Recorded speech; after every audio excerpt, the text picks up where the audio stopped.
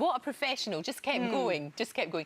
Fearne, it's really lovely to see you. And we were talking earlier about crazy old celebrity juice and what a laugh it is and everything. Now, we need to talk about happy. About being happy. This book, it says, finding joy in every day and letting go of perfect because we try too hard sometimes. Well, I think so. I think all of us are trying to do too much to a certain level. We assume everyone else has it sorted and we feel... Because we see it on Facebook and all of that, and everybody looks like they're doing better. I know. It's tricky though, isn't it? Because you always, you know, it's that compare and despair thing and it's so hard not to do it. And you do look around and think, oh, I'm floundering, but everyone else has got it so sorted, which is really never the case. And I think, you know, if you are more open with your friends or whoever, like your sort of circle of friends and family are, and you all talk openly, then that kind of dissipates somewhat because you're all on the same page then. I think we're all just struggling through, aren't we? We all are. of us, every single one of us. But sometimes on the outside looking in, it would appear that everybody, you know, like you've got a golden life, but you've talked very openly about the fact that things weren't always great and you've struggled with depression. And I think the more people that talk about that, the better, frankly. You know, I really do. And we all experience ups and downs, all of us do. And was that the reason for doing the book, though, because you had experienced that? Yeah, I think having a period where I felt really, really unhappy, not only, it was obviously really difficult, but I learned so much and my whole perspective on everything sort of changed once I came out of the fog of it all.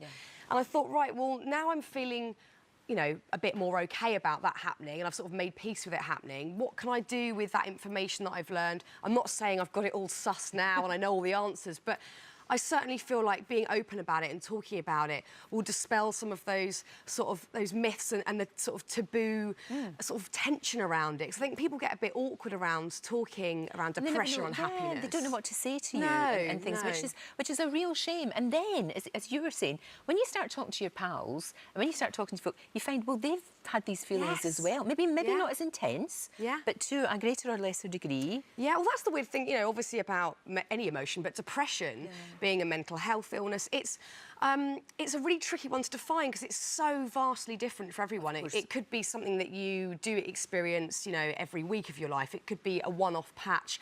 It comes in all different shapes, sizes, textures. So it's really difficult to kind of just say, well, it's this, and you have it, or you are it, or whatever. So everyone's experience is very different, but I think talking about it on any level helps other people out there. And this is kind of like, you know, happiness. Happiness is a difficult one, isn't it? Because we can't all be happy all the time. Of course we can't. That'd be crazy. But it's that kind of thing of contentment. That's what I really like about this. You know, you're saying, and you're also saying, take some time. Yeah. We're all running around crazy. Rushing. Take some time. Just take some time to actually enjoy what's going on. And it doesn't have to be a big thing. The simplest things. The simplest things. Absolutely. That's just always listen to some music or, you know, sometimes when you think, exactly, just having a walk. A walk. Yeah. Because a walk does make you feel better. Definitely. So really, what do you want people to get from this, Fearne? What would you like I think to the take main away from thing, you? as you say, is just sharing that information, other people feeling it's okay to talk about it if they are struggling. I've had so many emails from people that I know, loosely know, friends of friends, that have since wanted to talk more about it. I think that's great, and that's a really lovely transaction to happen from this book.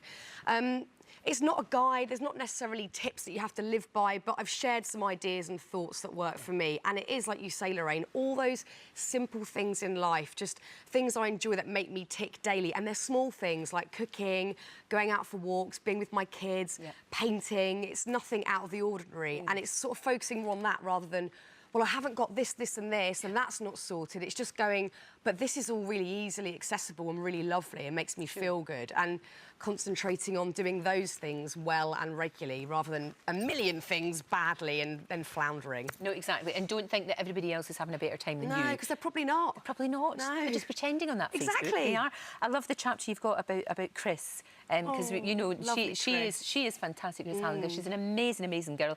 I know you two have become really good friends. We have. She's living with breast cancer. And again, look at that face. She is the most gorgeous human that ever walked the planet. Look at her. I know. And she really, when you sort of thinking to yourself, well, you're moaning about this, that and the next thing, you think what that girl's gone through. Oh, unbelievable. And her bravery. She's my daily inspiration. And we talk constantly, but she has been one of those special people that's rocked up in my life and we just connected, and she is just incredible. Her story is, I mean, I think it's great that you've put it in here.